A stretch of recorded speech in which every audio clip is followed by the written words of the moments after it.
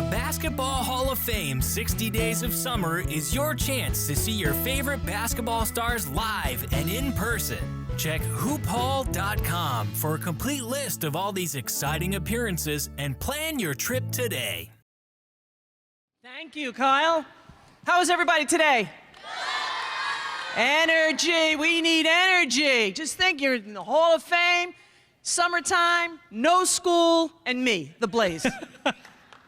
It doesn't get any better than that, and it doesn't get any better than Carol Blazejowski on an incredible Thursday to be talking about one of the great careers and lives in this amazing game that you and I love so much and all these people love so much. So I'm going to start a little backwards. I want to start in 1994, the night that Carol Blazejowski watched her, well, it wasn't a mezzotint then, these got moved over, watched her face and her name get raised to the rafters alongside Denny Crum, Chuck Daly, an incredible class that some of our older audience members definitely know, and the younger members should. What are some of your lasting memories of that night? Well, you know, you always have dreams. Hopefully all of you have dreams and a vision of what you want to be. And I always wanted to be a basketball player, but I never envisioned myself being in the Hall of Fame because women weren't in the Hall of Fame when I was growing up and playing. But that evening, knowing that I was enshrined with immortals for his history in this hallowed hall, I was proud. I was glad that I worked as hard as I did because the reward was so sweet. And it allowed me the ability to inspire others, other young people like you. And so this is a very special place for me. Whenever I come up to New England, this is always a pit stop for me. And it's a proud community, and I couldn't be any more honored. And you mentioned the gender divide, and we'll talk about Title IX and the way that it played into your life and the way that your perseverance and your unwillingness to take no for an answer has played into your life in a bit. But I want to talk about the second honor because, sure, being enshrined here was an incredible honor because women weren't in the Hall of Fame. But 5 years later, in 1999, you were part of the first ever class for the Women's Basketball Hall of Fame in Knoxville, Tennessee. In my mind, those are two very similar honors, but when you're talking about the way and the way that the gender divide had to be closed and still has to be closed, we want to talk about the U.S. women's soccer team doing their best to close that now. Do those honors, 94 and 99, differ in your mind? And how so? It's all one community to me. We're basketball people that love and are passionate about the game. And the reason they had the Women's Basketball Hall of Fame is because there were so many contributors and so many coaches and so many players that were so significant to the women's game that otherwise wouldn't be recognized in an Naismith Memorial. So they were very different, but they were equally as important. And to be in an inaugural class, to be the first of anything is a big deal. I always wanted to be the first. When I was a kid growing up, I always played softball, actually baseball with the guys, and my father says, always grab the bat first and get your swings at the ball, because when you get in practice and it gets down to the 9th hour and the last one can't get their swings at the ball, at least you had yours. So always try to be the first. Don't be afraid. I love that. And let's talk a little bit about your growing up too, because you grew up a Jersey kid. You're Jersey now, and in between, for those of you who don't know, between New York and Jersey and Philadelphia, those are some of the hardest nosed, take no nonsense basketball players, and just athletes in general. The kids in Jersey and Philly and New York City sort of earn that blue collar, and they certainly do. Is that something, and I know you come through here and you're high-fiving everyone, energy and blue collar spirit were two of the most important things in your life, no? Well, for me, because I didn't have the athleticism, right? And really? Any Jerseyans here? All right. All right, where? Tom's River, okay, I'm from Nutley. Okay, I grew up in Cranford, but I live in Nutley right now. We got Jersey up there. We got Nutley. Yeah. So anyway, again, when I was growing up, girls weren't playing the sport, so I grew up on the, and you didn't have baskets in your driveways like every neighborhood has now, so you had to go down to the schoolyard and play. And who'd you play with? If girls weren't playing, I had to play with the guys, right? And the guys were generally older, bigger, stronger, and more athletic than me. But I was a better shooter, smarter, and worked harder. And so who would you rather have on your team? So that's kind of how I developed my work ethic. Because believe me, in that environment, you can get very discouraged because they really didn't want the female on the court with them. But then when they saw that I could shoot, we could win ball games together, and I was oftentimes, again, the first pick. And Carol is really downplaying this I can shoot. This is one of the best jump shots you have ever seen in your entire life. I have to ask, you're still working on the shot, right? I mean, you are out there shooting still. Please tell me you're still shooting. I still shoot. I still play basketball once a week on Sundays. Love it. Yes, and I work with my son and youth and teach them how to shoot. And the interesting thing, Kyle, is that everybody sees on TV and they want to go out and do these one-on-one moves, right? That's nice. And now everybody wants to just shoot the three ball, yes, they right? do. Because they see Golden State. How many Golden State fans do I have here? All right? Okay, me too. Does that mean the rest of you are Cleveland fans? All right, some of Celtics, of course, as am I. But, you know, when you go out and you're practicing for all the basketball, how many basketball players are here? I mean, I know you're here with your families and all, but how many basketball players are here? All right. Well, there's a whole lot more of you out in the world that are working real hard, so you've got to get the edge and work harder. And when I was working on my shot, I'd be down at the court sometimes 8 hours a day. Wow. Okay? Because I knew somebody else around the world was doing work, but I was always going to work harder. And today's kids today, unfortunately, think that they're just going to go out and play. They play all these AAU games, but they never work on their skill sets. This game is really simple, and if you do the simple things well, shooting's one of them, passing is one of them, defending's one of them, right? And thinking the game is also a big part of it. You're going to be pretty good, but you have to work at that. Legend has it you picked up the jump shot, because we'll talk about your beginning. You didn't really play high-level competitive basketball until your senior year of high school, and legend has it, and I hope it's true, that you picked up the idea, the concept for your jump shot from a game you watched on television. Is that true? Some of it's true. Back then, there wasn't a whole lot of NBA games or college games on TV. So I'd take a little bit from everybody. Sure. I'd look on TV and watch the college game. I'd look at the pro game. I'd look at one of the best players where I grew up in Cranford and watch him shoot. And then I'd take little pieces in terms of modeling my shot, and that's kind of how I created it. And then I just go work at it.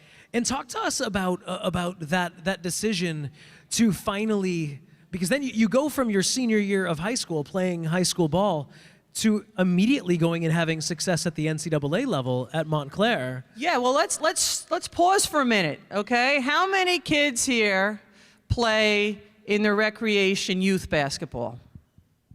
Okay, do you play for your townships in youth basketball? Okay, do you play for your grammar school? Do you play for your middle school? Okay, fair amount of hands. I didn't have any of those opportunities. The boys all played in recreation. Girls weren't allowed, just like girls weren't allowed in Little League. I know this is hard for all of you to believe, but the parents out there can believe this, right? For sure. So I didn't have an opportunity to play organized basketball till I was a senior in high school. And the reason that happened is because I went to the athletic director, who was also the boys' basketball coach. Now, remember, I'm playing in the street schoolyards. I'm playing with all the boys that are playing on the boys' varsity team, so I can hang with them. And I went to the coach, and I said, his name was Mr. Martin, and I said, Mr. Martin, I said, listen, you seem like a reasonable man, right? I said, my senior year, I'd love to be able to play varsity basketball. I wish you would consider having a girls' team. You have a boys' varsity team, you have a boys' JV team, you have a boys' freshman basketball team, but there's no girls' basketball team at any level in Cranford High School. And he said, well, Carol, you know, we really don't have the money. I said, okay, if you're not gonna make a team, I'm gonna have to try out for your boys' basketball team that you coach.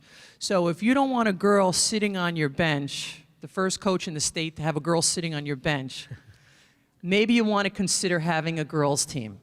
And sure enough, guess what happened the next year? I'm guessing they had a team the next year. They had a girls' basketball team my senior year. And we went all the way to the state finals. Did you? We lost one game, and it was the very last state final game. So again, at the time, I didn't think I was on a soapbox for a cause. Right. I just wanted to play basketball. Right.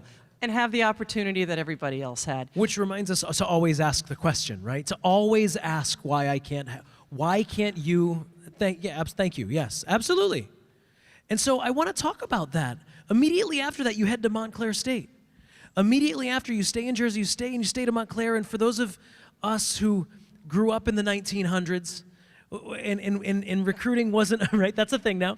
And recruiting wasn't always like it is now. Recruiting wasn't always like Twitter and Facebook and getting videos out there. Can you talk about your recruitment process to go and play at Montclair? Sure, it was very simple. There was none. There was none? None at all. I grew up at a time before Title IX, okay? And Title IX came about when I was in 1972. Yep. So I was let's see, at the time I was a sophomore in high school. And really, even though it became a law, people ignored it. They didn't care. They just ignored it. And so girls, colleges didn't have scholarships like the boys' college programs. The Tennessees, the Connecticuts, all those schools didn't have full rides. There were no rides, quite frankly, back then. So I grew up in blue-collar Cranford, New Jersey. Both parents worked, latchkey kid, right? One parent worked during the day and the next parent worked at night, so I kind of had my little key and went to the house whenever I needed to, and all of a sudden, it came time to go to college. We didn't have any money, so we went right up the road, maybe 20 miles up to Montclair State. They had a good girls' basketball program, thought I could make them better, right? And the rest is history. And at the time, it wasn't NCAA. The NCAA didn't want the women. It was an organization that ruled women's sports called AIAW, Association for Intercollegiate Athletics for Women. So we were an island unto ourselves, okay, before the NCAA adopted us. And so then, Montclair was a small state school. People didn't even know where it was. Right. And it was one of the best experiences in my life. I wouldn't trade it for the world. But then Carol Blazejowski goes about and pretty much, not only did you rewrite the rules at your own high school by getting that women's team, that girls team in, but then a couple of years later, you win the first ever Wade Trophy as the first ever women's basketball player of the year in college. Was that the first moment that you realized things are really happening here for me with this basketball that I love so much? It was a little bit earlier because at Montclair we were very good on the local level within the state, and then we started progressing to the regional level and started beating everybody in the Northeast. And then my junior year we played at Madison Square Garden. We had the most women ever come to, most attendance ever come to a women's game, Madison Square Garden. And then we started playing teams across the country. And so, we were actually the first ever Final Four. People think about UConn, how many Final Fours they made. Again, I was in the first ever, lots of firsts in my life. I was in the first ever women's Final Four at Pauley Pavilion back in 1978. So, I realized when I got the Wade Trophy that things were moving, probably about my sophomore year, saying, man, this is a pretty good gig here. Yeah. And we're doing it without any aid and with any financial aid. Yeah, which makes it even more incredible. I mean, this is because after Montclair, you go and you play on some remarkable AAU teams, and you play on some remarkable international teams, winning 4 golds and a silver, representing the country at various international tournaments. But then 1980 happens, and 1980 is a big year for you. Not the least of which is you make the Olympic team, but then, for those of us of a certain age, remember that the 1980 Olympics were hosted by the Soviet Union, and the United States did not participate in those games. So there you are, Carol Blazejowski makes the Olympic team, and then the country doesn't participate in the games. Was there any bitterness at the time? I mean, there you are in your athletic prime, and now not able to play in the Olympics. Well, the interesting thing about 80 that maybe a lot of people don't understand is in terms of my life, was in 1976, the first time women were ever permitted to play in the Olympics. It was in 1976. I was a sophomore. And I tried out for that team. And I thought I was going to make that team. I thought I was sure going to make that team. That was a goal of mine, and I was going to make that team. Well, I came home humble pie, because I got cut from that team. And I went home and I said, listen, you know, it's political. I don't know that I'm ever going to make a future team. I'm not going to play basketball anymore. That was the one time in my life I contemplated not playing basketball. Really? Yep. And then I sat back and I had my senior year in college and I said, you know what? I love this game. I am not letting anybody deter me from my passion. So then I decided 1980 was 4 years away. I'm going after it. I'm going after it. I'm going to work harder than I've ever worked before. And no one's going to be better than me. No one. So it didn't discourage me. I was sad. I was humbled. I was embarrassed. I was quite frankly mortified because I thought I was better than I was. But it was the best thing that ever happened to me because in 1980, I made that team. I was the captain of that team. I was the leading scorer of that team. But that team qualified for the Olympics, and we played in pre-championship tournaments, but we didn't go to Moscow. But, you know, Kyle, yeah, it was my dream. It was a very difficult time in my life, but I did it. I did it. I made the team. I achieved my goal. I'm still an Olympian, whether we went or we didn't go. Yes. Whether we competed or didn't compete. Yes. And no one can ever take that away from me. So, you know, life has its ups and downs. Yeah, that for sure. was a down for me. But, you know, 40 years later, I'm pretty proud. Oh, indeed, as you should be. And also in 80, the Women's Professional Basketball League signs you, Carol Blazejowski, to at the time what was the wealthiest contract in women's professional sports history. 1980, again, talk about heading in the Wayback Machine and getting to that day, those moments, right? 1980 is the year that things start to happen in this country for women's sports. Do you remember what that felt like?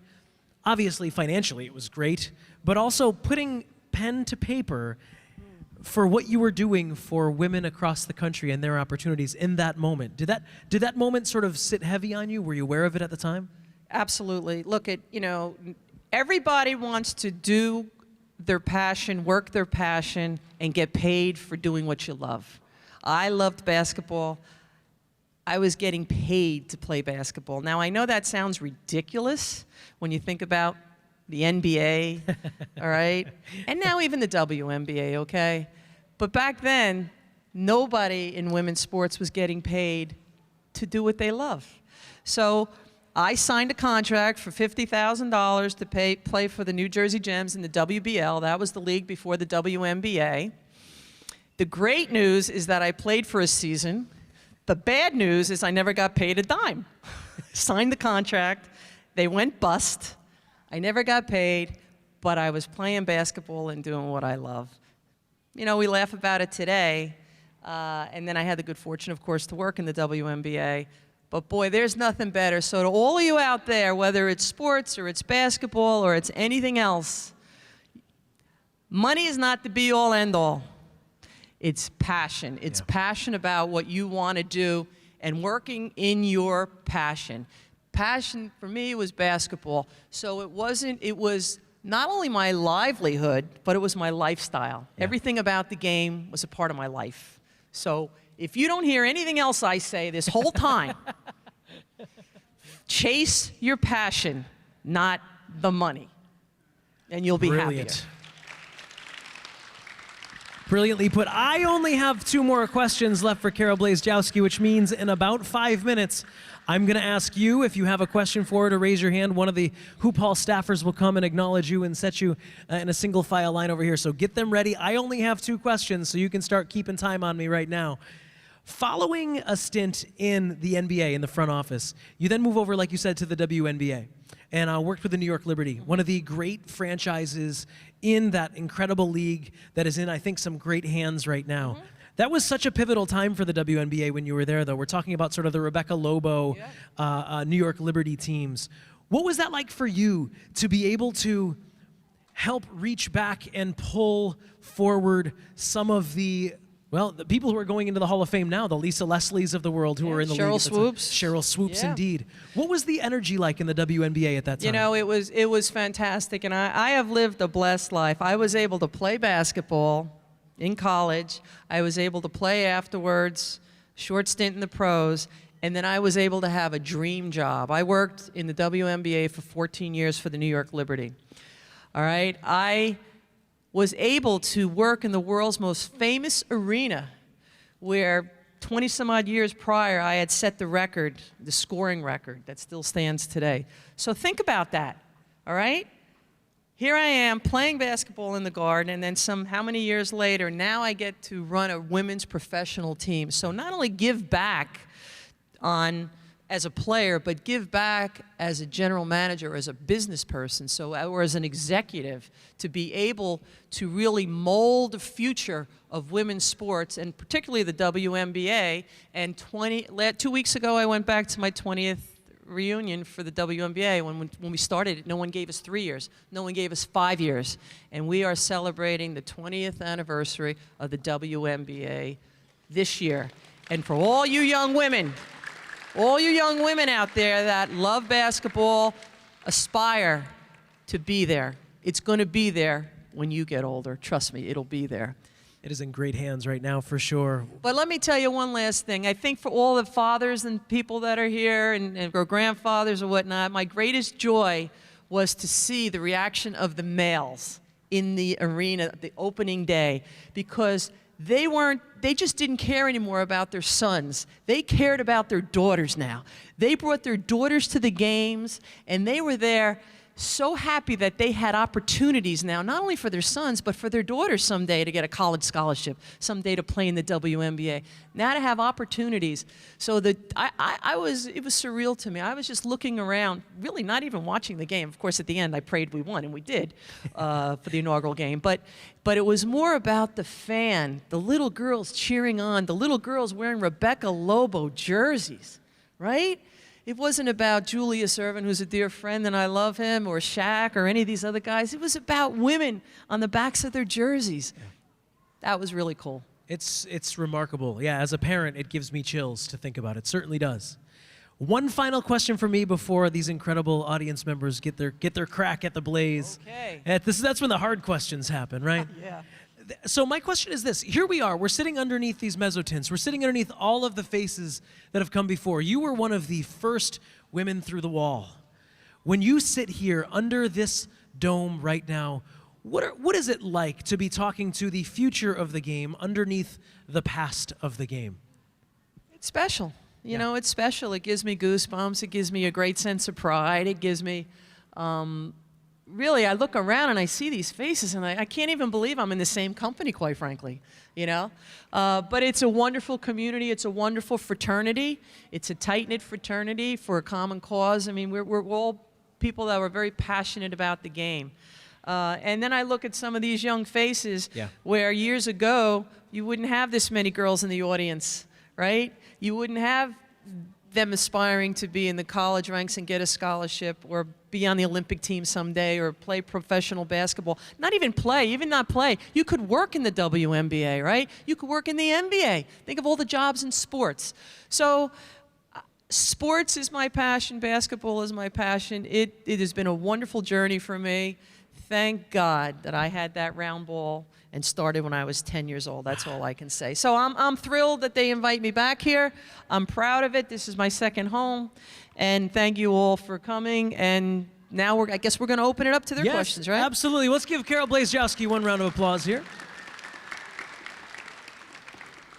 If you have any more questions for her, feel free to raise your hand and be acknowledged. We're going to kick it off. Come on up, buddy. We'll get it going. Here's what I ask. I ask that you let me hold the microphone, but you speak loudly into it. Say your name and where you're from, and then ask your question. My name's Nick, and I'm from Dedham. Okay, and your question is? What position did you play in your senior year? Nick, I played forward. I'm 5'10". I played forward. I could handle a little bit. My left hand was terrible, I must admit. So work on both hands, okay? Great question, buddy. All right, let's keep it great. Nick, great question. Nick from Dedham. Come on up, buddy. Carol, if I'm not mistaken, this was your first high five of the day. It was, and he's got to have a smile on his face when he's. There we go. Okay. What is your name and where are you from, buddy? My name is Gino, and I'm from Dedham. And my question is, can you take a jump shot? Can I take a jump shot? I can take a jump shot. Yeah, I can take a lot of jump shots. It's the best jump shot you'll ever see. Gino, you know what I couldn't do? Because I get this question all the time. All the time. Can you dunk? And I say to them, no. Gino, how many points is a dunk worth? How many points is a dunk worth? 2. How many points is a jump shot worth? 2. Okay. I scored 38 points a game taking a jump shot. Did I need to take a dunk if I could make a jump shot? All right, Gino, go sit down. High five, buddy. I didn't want to trick you. Let's keep it rolling. Nice question, Gino. Gino from Dedham.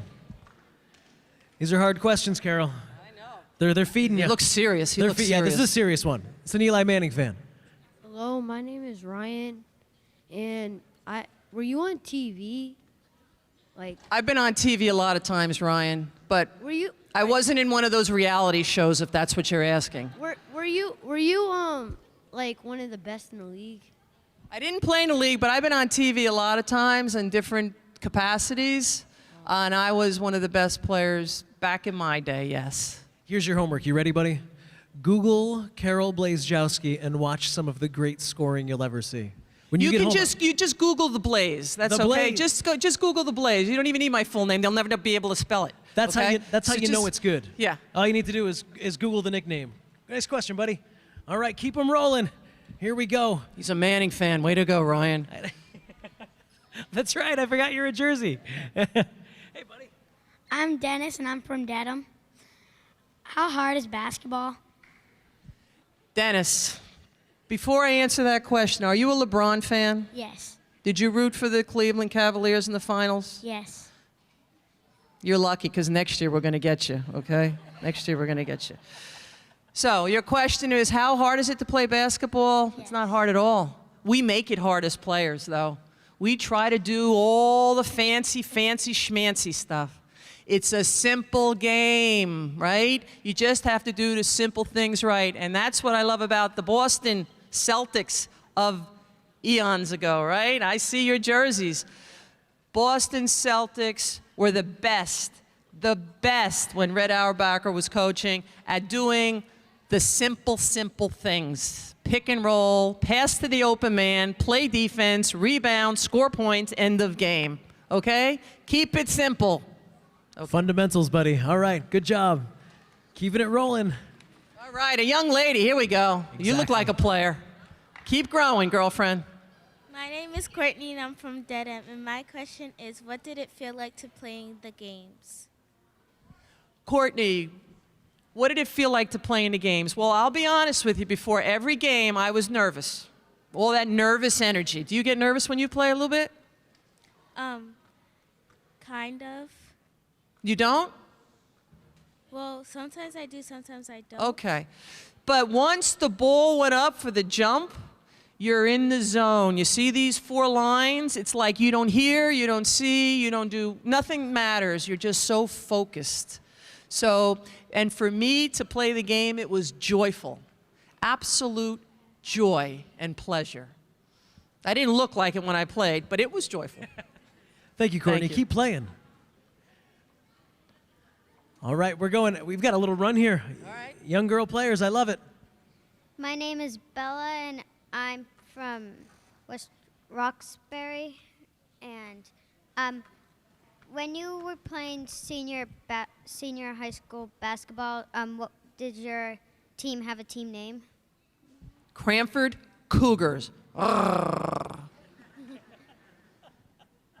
It's a great name. Thanks. Cranford Cougars. We were the Cougars. I love Blue that. and Thank you. gold. Blue Excellent and gold. question. Blue and gold? Blue and Great, gold. Great colors. Keep it rolling. Let's go. I love it. Keep feeding the blaze.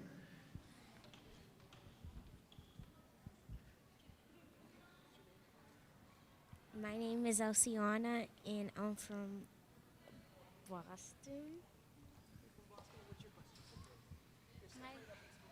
My question is, Were you ever a leader?